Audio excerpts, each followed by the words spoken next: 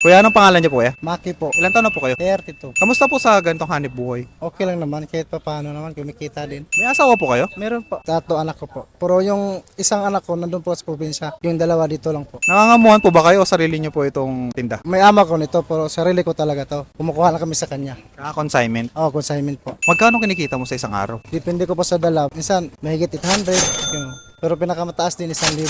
Malinis na yun. Opo, malinis na po. Kano naman ang binibigay mo sa amo mo pag nabenta to lahat? Depende. Minsan, isang linggo, mahigit 20 ko. Or mahigit pa sa 20 plus. So 20,000 plus na yun. Sa amo mo lang yun. Yung sa'yo, magkano kinikita mo doon kung sakali? Depende. Din, may 4,000. Minsan, 4,500. Ganun. Isang linggo na yun. Ilang oras ka nagtitinda kuya?